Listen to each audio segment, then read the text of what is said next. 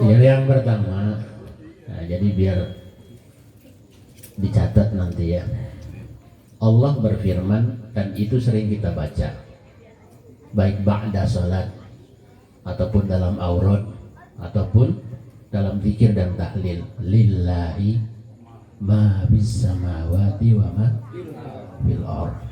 Lillahi, kepunyaan Allah, ma bis samawat, semua yang ada di langit, wa ma fil ardh, dan semua yang ada di bumi, tanpa kecuali. Tanpa kecuali. Dari mulai makhluk yang paling besar seperti matahari, bintang, kemudian yang lain-lainnya, sampai ke molekul, sampai ke virus, itu milik Allah. Namanya juga pemilik, suka-suka dia. Kita mau udah greget banget, kapan nih virus kelar itu ya. Allah belum narik. Allah belum narik. Kalau udah wayahnya ditarik, nggak usah pakai diminta, gitu kan? Biar kata diminta, kalau udah ditarik mau udah. Ya Allah, engkau saya jangan meninggal. Kata kita kan diminta tuh. Tapi memang wayahnya ditarik. Nggak kudu pakai sakit. Kalau sudah wayahnya ditarik. Idza jaa ajaluhum la yastakhiruna sa'atan wa la yastaqdimun. Kudu hafal orang sini. Kudu, terutama ayat mati. Iya, jangan ayat nyari duit be. Iya kan? Apabila kelar sholat Jumat maka segera bertebaranlah di muka bumi. Ayat itu dibacain mulu tuh. Mati orang inget-inget. Jadi kalau memang sudah maunya Allah, tidak ada yang bisa apa? Nolak. Termasuk virus. Terus solusinya apa? Tidak ada lain, apapun yang terjadi di alam semesta ini untuk orang beriman supaya lebih dekat kepada Allah, jangan jauh. Lah ini mesti tahu orang haji.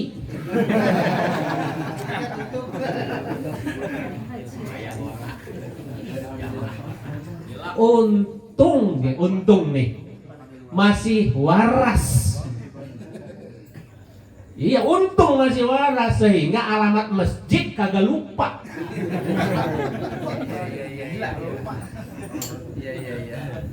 Kalau ceramah belum matang begini. Ya untung itu alamat masjid kagak lupa. Begitu kemarin dibuka Jumatan masih balik ke situ. Alhamdulillah. Yang kedua, untung tuh masih hafal bacaannya. Nah kalau orang digarap-garap kan lupa biasanya, ya kan? Setahun. Allahu Akbar. Yang kita takutin lagi pernah ngaji mati.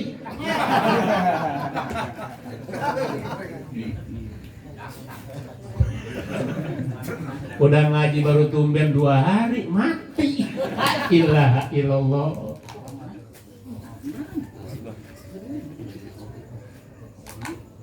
Jadi tidak ada lain, apapun bentuknya, ketika kita diuji dengan kesenangan, diuji dengan nikmat, maka umat Rasul supaya syukur. Syukur adalah ibadah.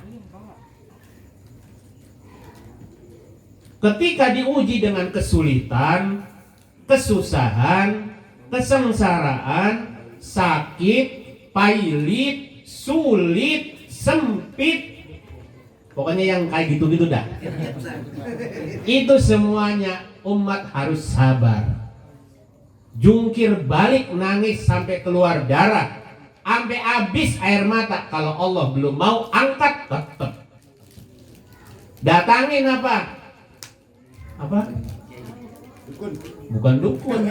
Obat apa obat tuh kemarin? Vaksin. Vaksin mau jenis apa saja, yang harganya paling murah sampai paling mahal.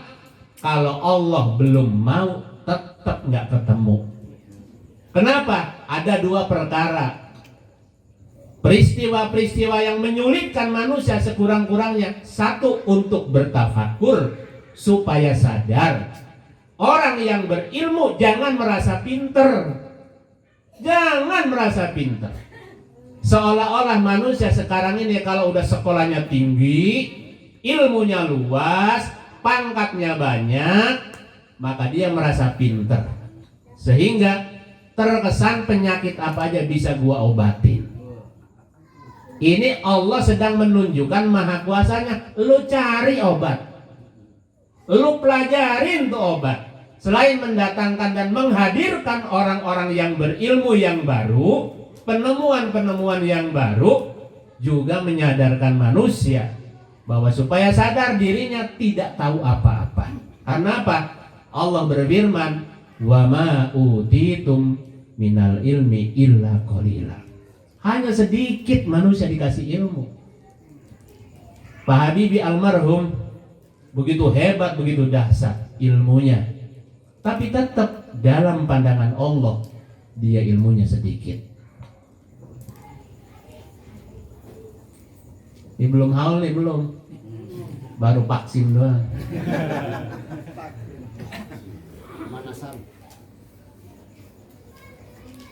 Yang kedua, kalau sudah dikatakan lillahi ma fis samawati, harus siap. Harus siap. Kan kita juga punya Allah. Kata Allah, lillahi ma fis samawati wa ma fil ardi. Para malaikat yang tinggal di planet langit, katakan bintang adanya di langit, di angkasa, semuanya itu penduduk langit. Kita termasuk wa ma fil ard. Kita berada di planet bumi. Punya siapa? Punya Allah. Kalau punya Allah sama kayak misalnya kita nih, sepeda dititipin di rumah kita, Ustadz Adung ngambil. Sini sepeda gua. Kapan wayahnya aja diambil, boleh nggak? Lah boleh, punya dia. Nah kita nih semuanya punya Allah. Cuman cara manggilnya beda-beda, tahunnya beda, cara jamnya juga beda. Ada yang dipanggil dengan apa? Dengan flu burung dulu. Ada yang dipanggil dengan apa namanya? Virus Mars. Gitu kan? Ada juga dengan aboli. Nah itu dah. Banyak banget virus. Banyak banget virus, banyak banget penyakit-penyakit yang Allah turunkan. Itu cara Allah memanggilnya. Cara Allah memanggilnya. Kan begini, kalau orang budak manggilnya gimana? Ya dicolek. Itu cara. Iya kan? Kalau orangnya budak, ya dicolek. Nggak mungkin diteriakin itu, nggak bakal nengok. Jadi beda-beda cara. Beda-beda cara. Ini romannya orang mau dipanggil sama Allah. Ya kan? Roman-romannya nggak mau dipanggil sama Allah. Katanya Tangsel zona merah, pergi pindah ke Bekasi. Karena dia punya mantu di Bekasi. Dia pikir malaikat Israel keder ke Bekasi. Nggak pakai keder, ada petugas malaikat Israel di sono udah duluan. Ada petugasnya sampai di sono. Untung lu kemari kata gitu. Gua nggak repot-repot ke Rengas. Emang gua tungguin gitu kan. Udah iklan dulu dah. Dah angkat siapa tuh order.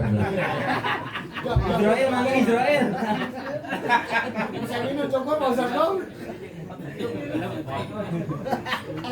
Jadi begitu. Orang mukmin, ya, orang mukmin ataupun orang yang tidak mukmin diberikan kesempatan berdoa doang.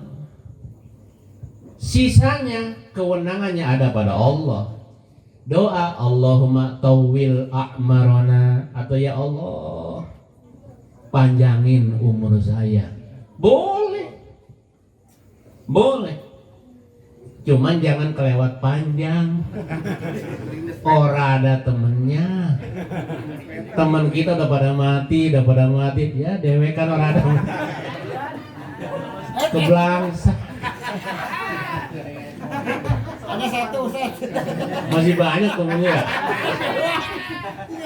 Gak ada udah. Begitu. Jadi suka-suka Allah fa'alul lima yurid. Allah begitu, fa'alul lima yurid. Dia punya kewenangan total. Allah punya hak yang sangat absolut. Allah punya apa? Punya kekuasaan yang tidak bisa, ya, tidak bisa diintervensi, tidak bisa diatur, tidak bisa diutak-atik. Dia punya kewenangan penuh. Kalau memang orang baru lahir harus meninggal tanpa kecuali. Ya Allah, saya mah jangan meninggal sekarang. Anak saya masih kecil-kecil. Lah emang lu bisa ngurusin? Jangan khawatir. Allah punya kuasa. Nahnu narzukukum, kata Allah. Kami yang ngasih rezeki kalian. Wa iyahum, juga anak-anak kamu yang masih kecil. Bahkan yang belum ada di dunia pun, kalau memang kelak ada takdir rahim istri kita akan hamil lagi, maka dia sudah ada rezekinya. Jadi jangan khawatir masih kecil-kecil ntar gimana. Lah itu urusan Allah. Jadi orang mukmin ya kan kayak pegawai, Pak. Kayak pegawai, kayak karyawan. Suruh masuk, suruh kerja, suruh pulang. Mas, udah sore mas, kata bosnya. Pulang? Enggak, saya nggak mau pulang. Masa ada karyawan begitu? Enggak. Suruh pulang. Jangan sampai dikira sama security ntar. Nah jadi kita nih milik Allah. Kalau milik Allah harus menyesuaikan dengan konsep aturan Allah. Begitu. Jangan milik Allah tapi ngatur dewek, susah ini ntar. Kata Allah setor zuhur jam 12 10 menit. Anteng aja kalau ngokin cupang. Oh, muliaan cupang apa muliaan dirinya? Tinggalin cupang, sholat dulu bang. Rezeki mak kagak kemana. Kalau memang ntar ada yang beli habis sholat duhur, dia nungguin di rumah kita. Harus yakin, iya kan? Harus yakin. Masa sama ikan cupang percaya sama Allah kurang yakin? Soalnya lagi musim orang kesurupan cupang. Orang mah di mana-mana juga kesurupan jin. Cupang nih mah. Ambil zuhur lewat, asar lewat, maghrib lewat, malam itu masih mental. Ya Allah. Lupa sama yang bikin cupang. Allah kasih rezeki lewat cupang. Ini lupa sama yang bagi rezekinya. Suruh setor gimana?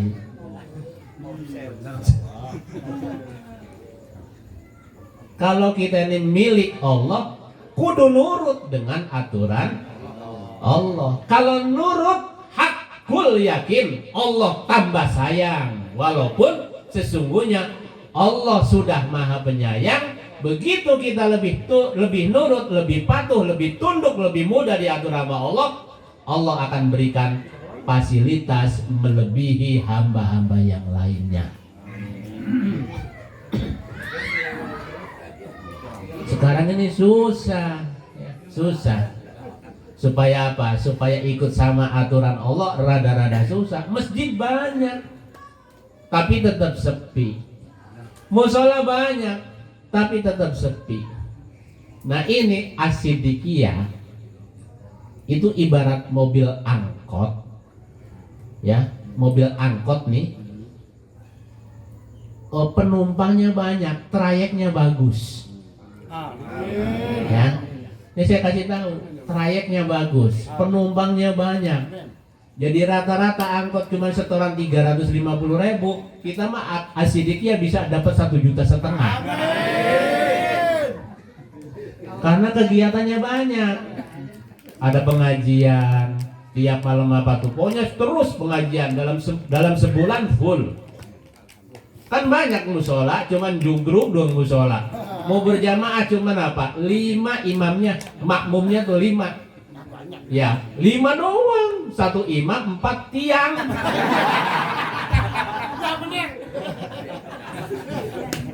Apes. Ya Allah. Gitu kan? Iya, imam doang 1, sebelakang 4 tiang. Kan tekor kemana-mana begitu itu. Asidik ya, alhamdulillah berjamaah banyak kan itu ya, banyak. Alhamdulillah sampai ke belakang ya. Kenapa? 10 orang barisnya atu-atu ke belakang.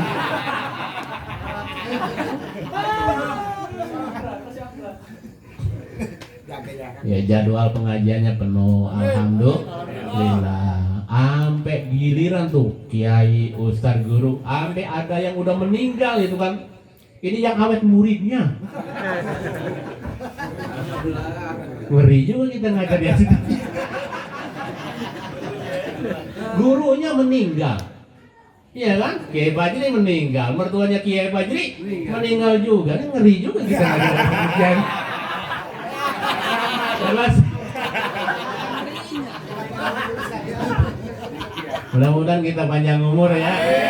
Ya biar kata trayeknya bagus, apa namanya, setorannya banyak juga, kalau supirnya kagak ada bapak ya juga. Supir tembak kagak beres. Di mana-mana juga minterin kalau supir tembak. Setorannya orang ada, katanya penumpangnya sepi, orang tahu dia juragan angkotnya, dia udah tahu trayeknya. Paham? Apanya yang paham? Ayo jawab. Trayek. Nah, ya, karena trayeknya bagus, catat nih. Ya, karena trayeknya bagus, setorannya besar, jangan males-males beli angkot atau jangan males-males dandanin angkot. Paham nggak? Ya udah, kalau paham udah gitu aja dah. Ya iya, isi celengan tadi tuh. Jangan sampai dia ngomong begitu, kan malu kita. Iya. Lo ngaji udah bertahun-tahun celengan orang dianter-anterin. Jangan ngomong corona, nggak boleh. Agak ada corona, udah pulang. Setahun. Ya. Jadi karena apa? Angkot ini perlu didandanin supaya jalannya bagus, supaya penumpang juga resep. Ya Allah, mobilnya memang tahun tua kan gitu kan, tapi catnya bagus, supirnya enak, ruangannya wangi, pakai AC lagi. Wah, ilaha illallah, betah penumpang. Begitu. Jangan angkot memang gede tapi bau apek, penumpang rada, kecoa mulu lah. Siapa yang mau? Jadi ngajinya ngaji pakai filsafat aja begitu tuh. Ya, ini kan udah setengah main nih. Lo kan tinggalin begini doang. Lah itu supir katanya chat belum kelar. Mobil ditarik baik, la ilaha illallah. Jangan, kelarin dulu. Ampe rapi, ampe bagus. Yang kita sisihkan, ya, yang kita sisihkan itu yang bakal ke bawah. Sekarang tuh bini kita kalau dia pakai gelang suruh lepas bae gelang. Ya, kasih sadadung. Ya, jual besok ke Taman Buring. Mestik. Lah iya. Ya sekalian mau bininya sadadung juga. Saya berani ngomong begitu, kenapa? Karena bini saya nggak pernah dibeliin gelang. Jadi saya berani ngomongnya. Kalau saya iya kan, nanti Ustadz juga copot juga bininya gelangnya. Untungnya bini saya nggak pernah minta beli gelang, dan saya juga ogah beliin. Iya. Cuman kalau meriang, ya kalau meriang pura-pura baik dibawa ke sono ke mestik. Ya, jangan dibawa ke dokter. Bini mah kalau dibawa ke dokter pura-pura itu orang waras-waras ntar. Bawa baik ke mestik ke toko emas, suruh longok-longok doang. Tambah puyeng ya. Kalau meriang. Jadi meriangnya. Saya kira jamaah orang mari itu nggak beda banget sama bini Ustaz, begitu juga sama. Curhat. Ya saya kudu menangin ibu-ibu lah. Lah buat aku punya laki nggak dibeli-beliin gelang? Beli yang gede itu kan, pelek ya. Mobil. Tapi kudu musyawarah ya. Iya kudu musyawarah, laki sama bini kudu musyawarah, walaupun memang mau girang-girangin bini supaya tidak terjadi kesalahpahaman. Jadi ada di kampung bapak-bapak nih jualan buah, gitu kan, jualan mangga. Begitu baru keluar mungkin ya kurang lebih 200 meteran tuh dari belakang mungkin itu angkot remnya blong, kesundul sama angkot, jatuh tuh tukang mangga. Akhirnya meleot tuh pelek. Ya dititipin di bengkel sepeda. Udah pulang. Begitu nyampe rumah, bininya lagi bawa senter. Di kolong malam kan zaman dulu mah belum ada begini ya. Senderin. Kata lakinya, "Lu lagi nyariin apa, Neng?" "Anting, Bang." Gitu. "Anting?" "Iya.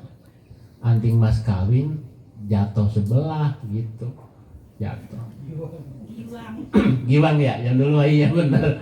Nenek-nenek giwang mah. Nenek-nenek giwang mah. Iya. 70-an itu. Iya, akhirnya udah dibantuin, dicariin itu ya. Orang ketemu. Lah Bang kok balik lagi dagang gitu tadi disundul sama angkot katanya. Akhirnya apa? Akhirnya ya itu meleot pelek. Terus sepedanya mana? Titipin di bengkel sepeda. Begitu. Pas tidur malam nih masing-masing punya pikiran. Bininya yang hilang antingnya. Orang anting cuma tinggal sebelah, besok mah gua jual beda buat beli pelek laki gua. Begitu. Ya. Cakep banget ya? Iya cakep banget. Emang bini mah kudu cari yang model begitu. Yang orang punya pikiran mah jangan dijadiin bini. Tukar tambah weh. Nah lakinya nih, daripada katanya pelek meleot tuh gua jual beda, besok gua beliin anting gua bini gua gitu kan. Iya sebelah tuh. Karena apa? Kan antingnya beli sebelah hilang. Cuma kan nggak musyawarah. Begitu pagi nih bangun lagi mau pergi ke bengkel sepeda, bini pergi ke toko emas gitu. Udah dijual masing-masing ya.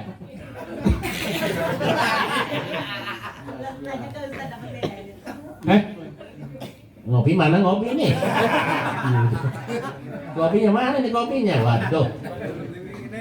Jadi pusing nih. Ya, jadi akhirnya apa? Si bini bawa pelek, si laki bawa nanti. Nah, iklan dulu dah. Iya. Begitu, iya, karena nggak musyawarah kan. Si bini bawa pelek, si laki bawa nanti. Gitu. Sampai rumah gitu kan. Bang sini deh bang, gitu. Ada apa? Saya punya kejutan bang. Kejutan apaan sih ketua? Orang biasa-biasa aja pakai ada kejutan-kejutan biasa aja, kata lakinya. Enggak, saya punya kejutan. Begitu masuk gitu kan di kamar, unjukin pelek. Hah? Lu beli pelek tuh? Lah iya bang, ya bang kan nanti kalau misalnya tuh pelek kagak diganti, gimana mau nyari duit bang? Gitu kan. Terus dari mana lu duit? Kan gua belum ngasih duit. Saya jual anting gitu. Anting saya yang sebelah, daripada kata dipakai sebelah kan malu bang. Ya, saya jual beda gitu kan, mau beli pelek katanya. Ya Allah, lakinya juga gua sebenarnya punya kejutan juga buat lu. Apaan? Nih katanya, gua beli anting buat lu. Gua pikir biar jadi dua. Itu betul sama banget. Lah memang yang tadi pagi dijual sama bininya ya sama. Jadi tetap pelek atu, anting atu. Makanya walaupun niatnya cakep, kudu musyawarah. Wasyawirhum fil amr. Quran mengajarkan begitu. Yang menang Ya. bukan bengkelnya tuh. Udah minum kopinya? Baik, yang ketiga, ya, yang ketiga. Jadi ingat nih, angkot kita belum kelar, ya, angkot kita belum kelar. Duit mah kita bilang dikit pasti dikit, orang dibilang dikit. Dibilang ada, ya ada. Tapi saya mau kasih rumus mak saya nggak sekolah, ya, mak saya nggak sekolah. Tapi ini ilmunya luar biasa.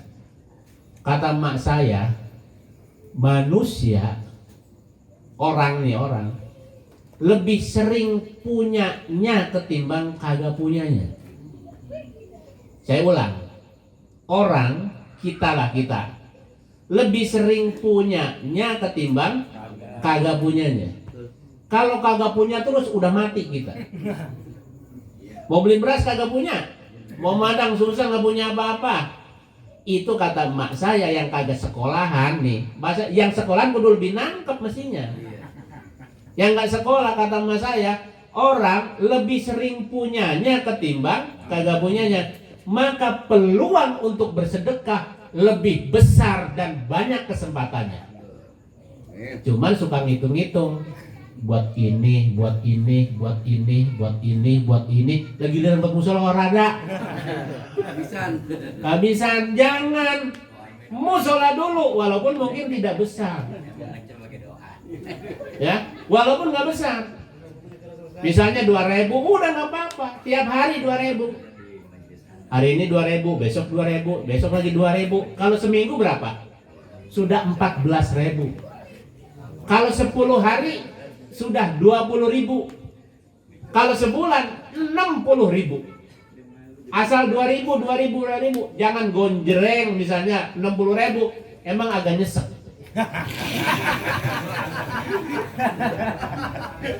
Emang agak nyesek. Tapi saya sekedar contoh nih, contoh sedekah saya belajar nggak gede 20.000. Mak mertua 5.000.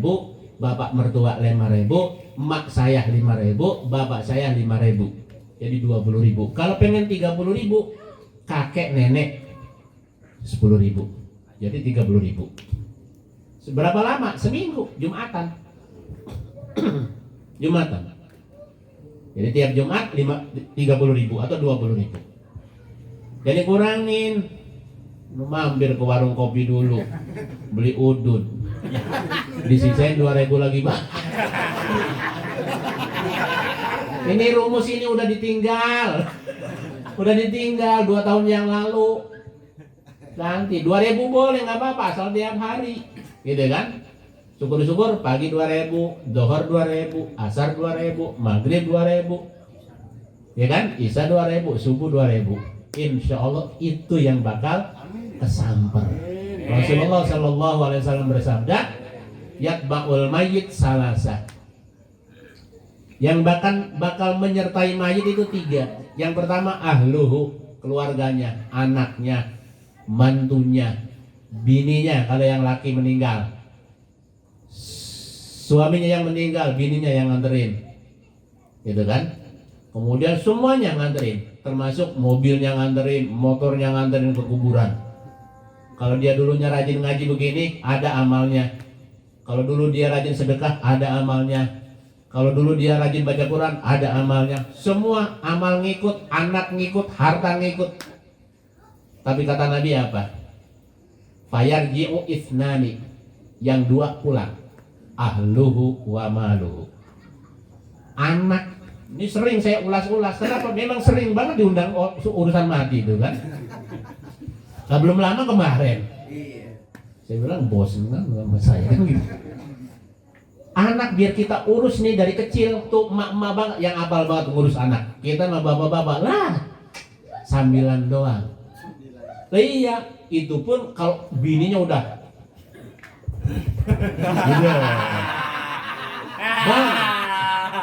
Bang, bantuin ngapa, pegang nih bocah gitu kan, baru tuh dipegang.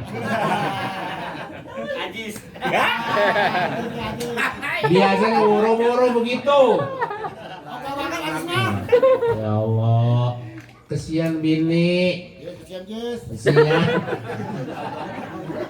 Gak usah pakai diminta sama bini, gendong tuh bocah anak kita. Enak bener kalau pinter mah. Emang bapaknya siapa? Bener.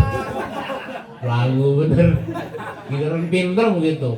Nah giliran bocah orang di apa nggak tahu-tahu nih kasih PR nggak bisa, ulangan nggak bisa. Emang lu mah nurunin mak lu.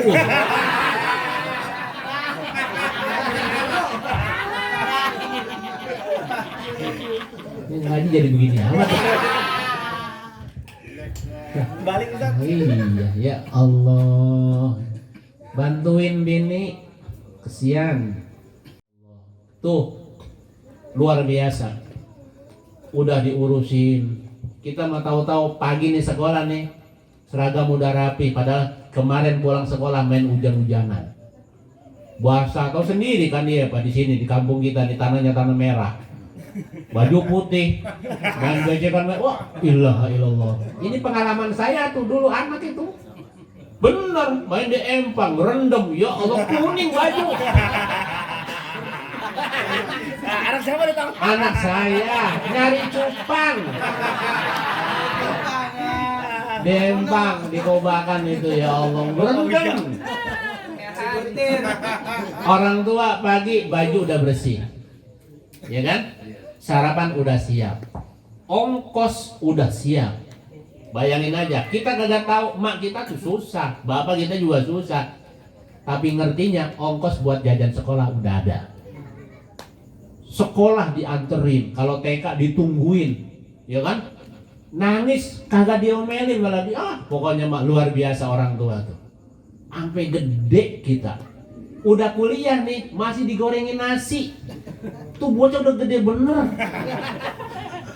Masih juga digorengin nasi sama emaknya. Kan kelewatan itu, semester 5 kuliah. Ya Allah. Tapi orang tua kagak ngeluh, kagak bilang capek. Ampe nih bocah yang udah dikuliahin sampai daftar kerja, lulus, kerjanya bagus, gajinya gede. Ada nggak orang tua bawa nota belanja minta ganti manaknya? Kagak ada. Tapi anak sama mantu, orang tua, mertua, bulan ini karena memang adeknya belum kelar kuliah, minjem sama abangnya atau mampoknya 3,5 juta dikasih. belum bisa bayar semester berikutnya. Memang kita yang jadi andalan orang tua, kita yang katanya rezekinya cakepan. Hanya datang lagi, minjem lagi.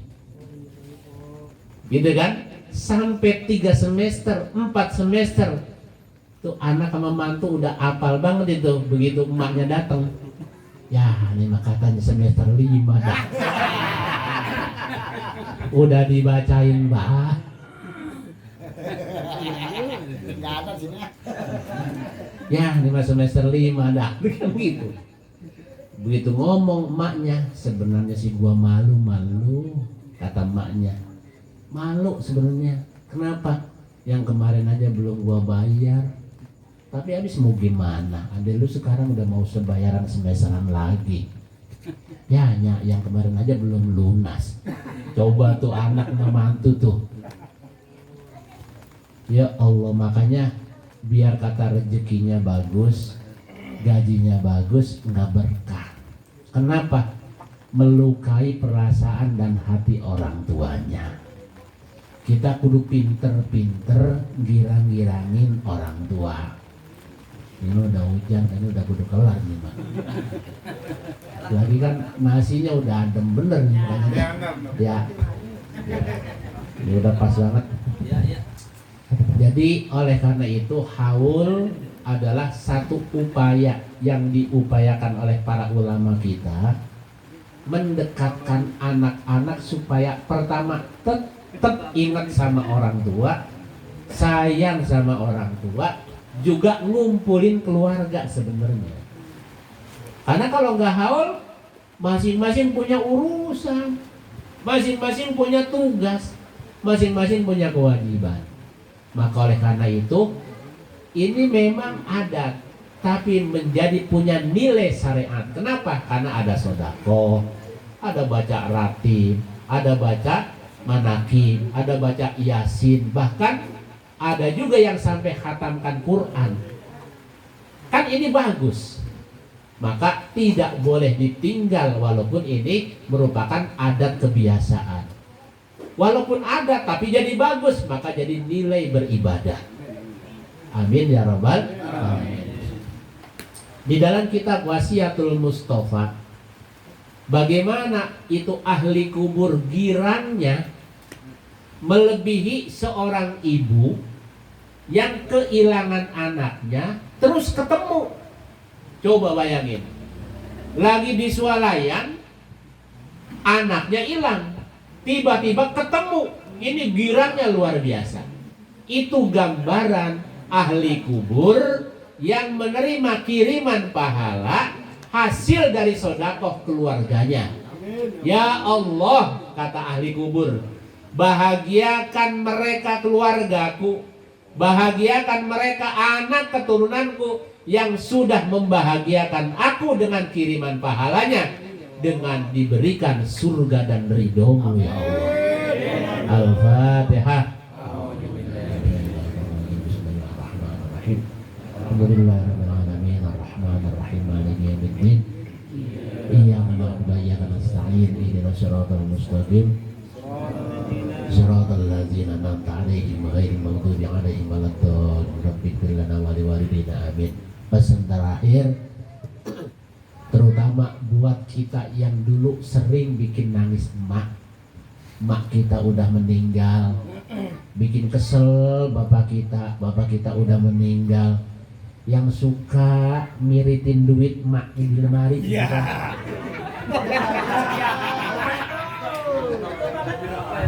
Nah itu mah gua banget tadi. Ya syukur kalau ada yang berasa mah suka miritin itu ya. Udah mama nyelengin itu celengan ayam jago ditebok. Ya, tahu baik begitu kerjaannya. Nah sekarang untuk nebus segala kesilapan kita waktu itu, jangan berat-berat untuk bersedekah ya Allah. Memang gak bakal keganti ya Allah duit yang dulu saya colong itu gitu ya, tapi saya sedekah pahalanya tolong dikirimkan buat emak saya, buat bapak saya, apalagi yang sudah hal-hal lain yang kemudian membuat orang tua kita jadi sedih. maka tidak ada cara lain untuk menebus kesedihan supaya jadi bahagia, banyak-banyak berbuat kebaikan. Demikian yang bisa disampaikan, kurang lebihnya mohon maaf. Terima kasih. Assalamualaikum warahmatullahi wabarakatuh.